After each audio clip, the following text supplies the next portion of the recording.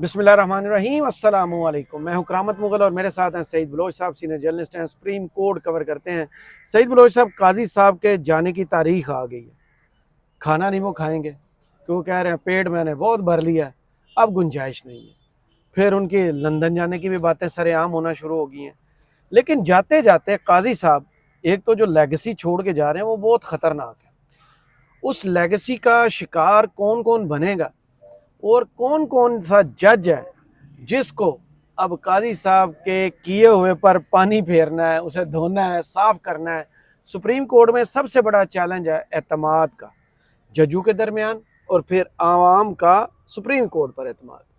ये तो जस्टिस मंसूर शायद कर लें, लेकिन जो जज उनके साथ इख्तलाफी नोट बढ़ चढ़ कर लिखते रहे, अगेंस्ट द आइन, अगेंस्ट द कानून जाके वो खड़े होते रहे उनकी सपोर्ट के लिए, अब उनका फ्यूचर क्या है सुप्रीम कोर्ट में?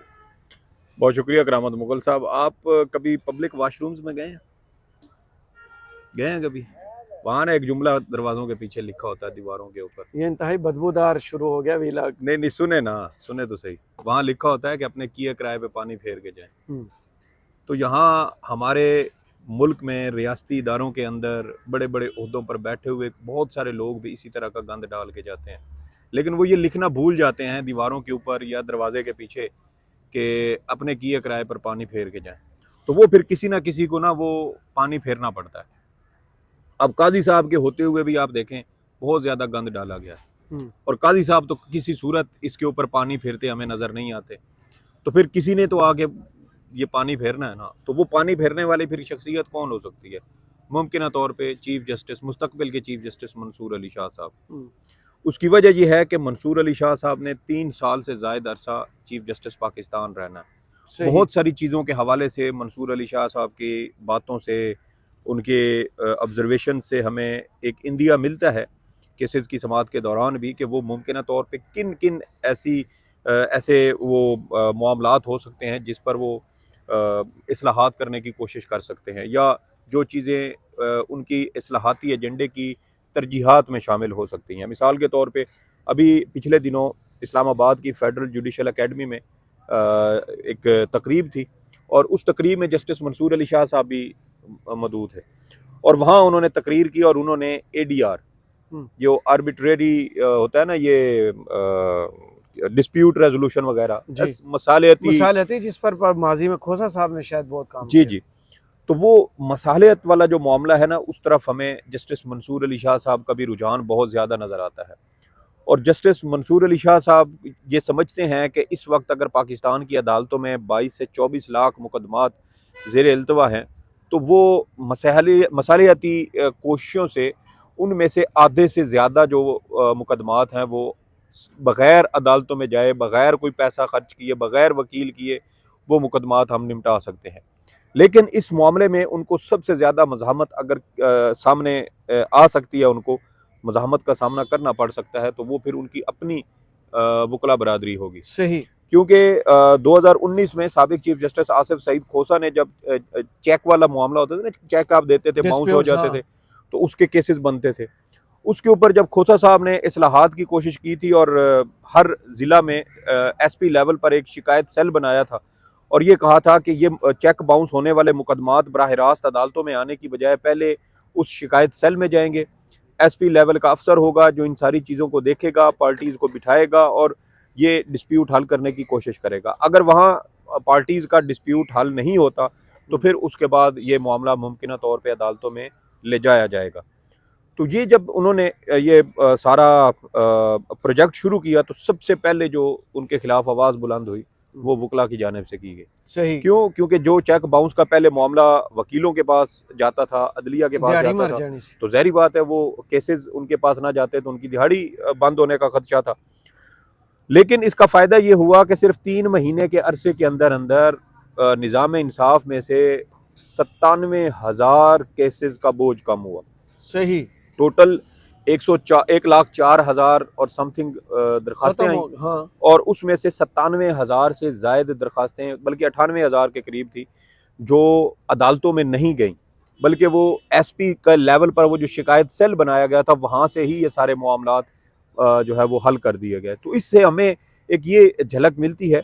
और अभी आप देख लें कि सिविल नौयत के जो ज़्यादातर मुकदमात हैं वो आप देख लें, या इवन के जो फौजदारी मुकदमात है उसमें भी देखें, तो अगर वहाँ पर आप बैठ कर डिस्प्यूट कोई ऐसा सेंटर बना हो डिस्प्यूट रेजोल्यूशन के हवाले से, तो वहाँ आप फ्री कैन को बिठाकर ये मसालियत करवा सकते हैं, राज़ीनामे करवा सकते हैं, चीज़ें जो है वो ख़राब होने की बजाय उनको सुलझा सकते हैं। तो ये ऑप्शंस मौजूद हैं।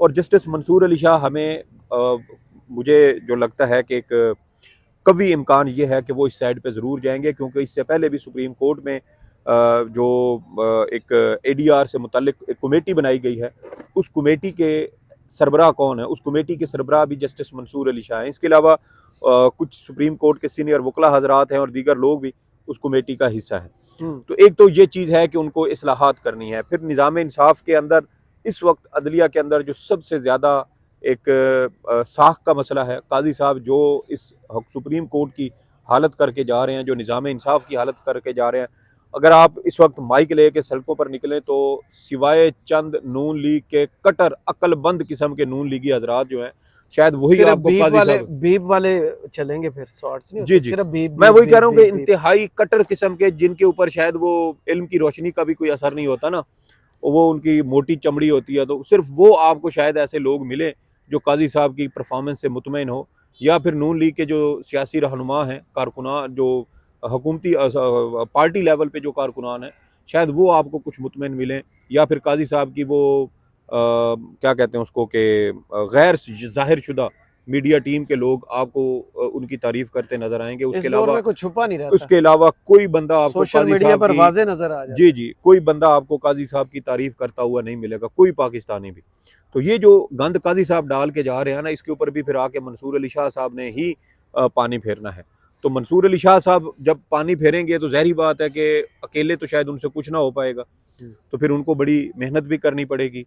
निज़ाम इंसाफ के अंदर बहुत सारी ऐसी मज़ीद ख़राबियाँ हैं। सबसे बड़ी ख़राबी इस वक्त एक ये भी है कि सुप्रीम कोर्ट के जजेस के अंदर बोल चाल बंद है। वो जजेस के ताल्लुकात इतने ख़राब क्यों हुए, इसके ऊपर भी बात करने की ज़रूरत है। इसीलिए तो डिनर कैंसिल उन्होंने किया है कि अब देखें डिनर देना होता है जो सुप्रीम कोर्ट आगे बनना होता है, उनका नोटिफिकेशन नहीं हुआ। होस्ट कौन है किसी को नहीं पता, लेकिन सुप्रीम कोर्ट डिनर दे रही थी और काजी साहब यहाँ भी स्मार्टनेस जो है ना, जिसको चालाकी कहते हैं, वो कर गए कि क्योंकि होस्ट कोई नहीं है, नोटिफिकेशन नहीं हुआ, तो चले मैं ये एहसान कर जाता हूँ। ये बात 20 लाख की नहीं, और क्या लाजिक नहीं मैं बताता हूँ ना, असल में डर काजी साहब आपको याद है ना, इन्होंने वो सैकड़ों इंचेस वाली जमीन भी दान की थी, देखें वो भी डिस्प्यूटेड थी और उसके ऊपर बलोचिस्तान हुकूमत का दावा था। जी जी, तो इन्होंने कहा कि वैसे तो मिलनी नहीं है, तो जरा ये दे के तो अपनी जो है ना वो बल्ले बल्ले करवा लेते 3 सेंटीमीटर वाली। वो भी चीज़ें सारी फ़ौरन मंजर आम पर आ गई थी। साफ़ी हजरात जो हमारे दोस्त हैं उन्होंने वो हक़ाइक़ सामने लेके आए और पता चला कि वो तो डिस्प्यूटेड ज़मीन है, जिसके ऊपर ये भी दावा कर रहे हैं और बलूचिस्तान हुकूमत भी उसके ऊपर दावा करती है। बहरहाल वो एक अलग मामला था। यहाँ इशू ये है करामत मुगल साहब के, क्या कहते हैं, कर्मा कहते हैं आप? नहीं, आप जो मर्जी कह लें। नहीं, मैं तो कारमा कहना। हाँ तो ठीक है। हाँ सर, थैंक यू। तो वो जो कारमा होता है ना, वो बड़ी जालिम चीज़ होती है करामत मुगल कि वो क्या कहते हैं ना कि किसी के दिए हुए चक्कर एक दिन आपके सामने ज़रूर आते हैं। हाँ। और आपको फिर जब चक्कर आते हैं ना, तो फिर आपके वो एम्पलीफाई होके आपको मिलते हैं। तो कहीं जा रहे हो, सुने तो सही ना, मैं बताता हूँ। तो काजी साहब ने जो चक्कर दिए थे ना बंदियाल साहब को, हाँ। आपको पता है बंदियाल साहब ने भी आखिरी जो फुल कोर्ट थी उनकी नहीं हुई थी, साकिब निसार साहब की नहीं, साकिब निसार साहब की हुई थी। उसमें जस्टिस मंसूर अली शाह साहब नहीं थे। अच्छा, हुई थी? उनकी हुई थी, वो उनकी हुई थी, लेकिन उसमें मंसूर अली शाह साहब एक जज नहीं थे, बाकी तमाम जजेस ने उसमें शिरकत की थी।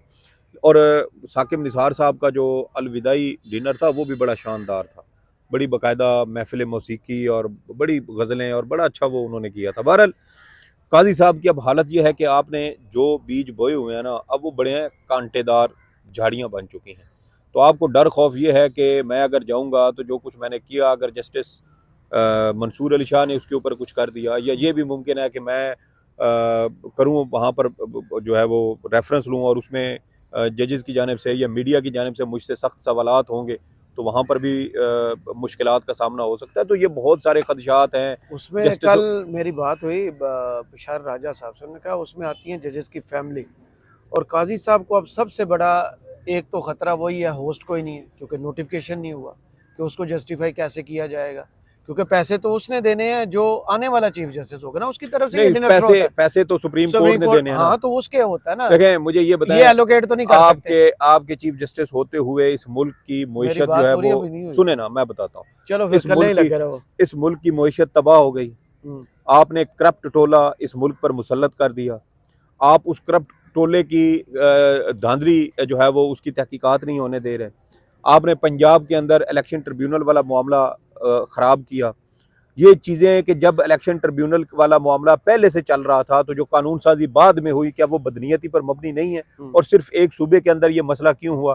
फिर इसका तो ये होना चाहिए था कि दीगर सूबों के भी ट्रिब्यूनल आप खत्म करते और दोबारा से फिर इस कानून सबसे साजी के ज्यादा तहत जोर था लाहौर के डब्बे ना खुले, जी। मरियम और नवाज, लाहौर शहबाज में शरीफ, नवाज शरीफ, हमजा शहबाज, जी, तो वो डब्बे ना अब वो खुले। डब्बे वहां पर कौन ट्रिब्यूनल लगा? एक रिटायर्ड रिटायर्ड जज। जज। तो फिर आप समझ आए ना कि चीजें कैसे आपने कंट्रोल की। तो यही वो फैलाया हुआ गंद है और आपने इस मुल्क को अरबों डॉलर का आपने इसकी मईशत की सूरत में इसका नुकसान आपकी वजह, क्योंकि आप भी इस ओहदे पर बैठे हैं ना, जो इस धांधली ज़्यादा निज़ाम को सपोर्ट कर रहा था, इसकी तहकीकात नहीं होने दी। अगर ये हुकूमत चली जाती, जिनका असल मैंडेट था वो वापस आते, रियासती इदारे उनका जो है वो आलमी इदारों के साथ उनकी जो एक इंटरेक्शन होता वो ज़्यादा बेहतर होता।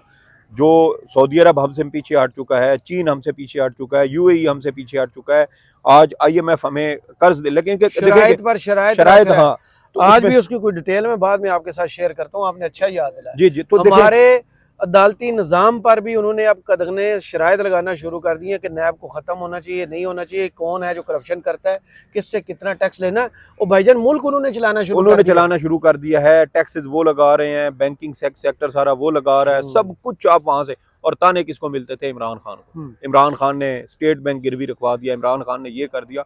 और ये आपने तो मोटरवे बेच दी, आपने रेडियो पाकिस्तान की इमारत बेच दी, आपने दीगर जो आपकी मुल्की इदारे हैं या इस तरह के असासे हैं कौमी के पाकिस्तान के, आपने वो असासे गिरवी रखवाए, बेच दिए। और अभी भी आप देख लें कि आप रूजवेल्ट और केस आपने देखा है जैसे बिडिंग उसकी, हाँ, वो भी देख। तो ये वो सारी चीजें हैं जो आपके होते हुए आपकी नाक के नीचे होती रही और आप इसके ऊपर खामोश रहे। और आप अब भोंपुकिया बजा रहे हैं। मैं 20 लाख रुपए कौम के जाया नहीं करना चाहता। अंदाजा करेंगे। शुक्रिया काजी साहब, आप नहीं अंदाजा करें। 8 लाख वोटर को आप जो जिस घड़े में डाल के जा चुके सर, करोड़ों, और सॉरी 8 करोड़ 8 करोड़ वोटर थे टोटल। वो 8,37,000 तो पीटीआई के मेंबरान थे जिनको सुने बगैर इन्होंने इंट्रा पार्टी इलेक्शन का फैसला दे दिया। तो बहुत लंबी है। तो मैं यही कह रहा हूँ कि ये गंद इतना फैलाया हुआ कि ये तो खुरच के मंसूर अली शाह साहब को साफ करना पड़ेगा। हो सकता है कि तेजाब भी डालना पड़े और तभी हार्पिक यूज कर लें। नहीं, तेजाब जरा वो दूसरा हो ना, सख्त वाला, तो उसी से ये चीजें खुरच के साफ होंगी। वाइपर भी लगाना पड़ेगा और बहुत सारे काम घर के और बहुत कुछ करना पड़ेगा। करामत मुगल साहब, उसकी वजह ये है कि आपके दौर में एक कानून प्रैक्टिस और प्रोसीजर वाला, उसकी वजह से केसेस कितने बढ़ चुके हैं। तो यार खराबियां हैं। आपने केसेस वो लगाए जिससे सियासी जमातों को, आपकी पसंदीदा चहेती सियासी जमातों को फायदे हुए। जो मुल्क की सबसे बड़ी सियासी जमात थी उसको इलेक्शन से बाहर किया, करोड़ों लोगों को वोट के हक से महरूम किया। कौन कौन से ऐसे गुनाह या ऐसे, मैं तो जुर्म कहूँगा अपनी ज़ाती राय में कि ये जुर्म है और ये नेशनल लेवल के जुर्म है जो काजी साहब ने किए हैं और इस पर इनसे पूछ होनी चाहिए। ये अच्छी बात है कि अल्लाह ने इनके दौर में इनसे ये काम भी करवा दिया कि रिटायर हुआ जज जो है वो खींच के वापस भी लाया जा सकता है। तो ये काफ़ी सारी चीज़ें जो हैं वो करामत मुगल साहब, वो इनके अपने गले भी पड़ेंगी। कुदरत बाज़ औक़ात आपसे ऐसे काम भी करवा देती है जो आप समझते हैं कि ये मेरे फ़ायदे के हैं, लेकिन बाद में वो आपकी चीज़ें खिलाफ भी इस्तेमाल होती हैं। तो काजी साहब भी बहुत सारी चीज़ें, हाँ 25 को हो गया, ख़त्म शुद्ध हो गया काम। 26 को जब काजी साहब उठेंगे तो मंजर क्या होगा? ना वो प्रोटोकॉल होगा, ना वो इख्तियारात होंगे, ना वो ताकत होगी, ना वो ज़ुबान होगी जो वो इस्तेमाल करते हैं। तो काजी साहब होंगे क्या फिर?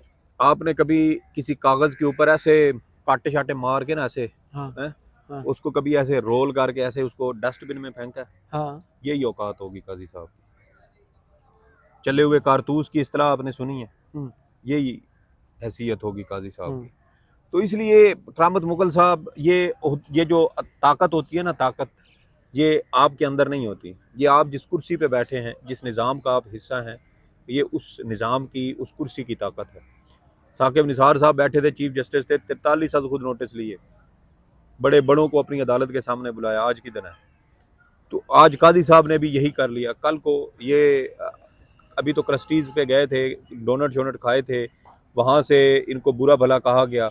उसके बाद अथॉरिटी थी, लड़के को उठवाया, फैमिली को उठवाया, लितर भी उन पे फेर दिए, डर खौफ भी पैदा कर दिया, सब कुछ कर लिया। कल को जब आप चीफ जस्टिस नहीं होंगे तो आपकी औकात क्या होगी? वो वक्त बताएगा। अब काजी वो साहब को वही अजान कागज, शुरू हो गया मुझे। वही कागज जो ऐसे हम इकट्ठा करके फाड़ के ऐसे डस्टबिन में फेंक देते हैं करामत मुगल साहब, यही उनकी फिलहाल के औकात लिए हैसियत है। सईद बलोच साहब बहुत शुक्रिया। कमेंट्स में आपको ज़रूर बताइएगा वीडियो आपको कैसी लगी। इजाज़त दीजिए, अल्लाह हाफ़िज़।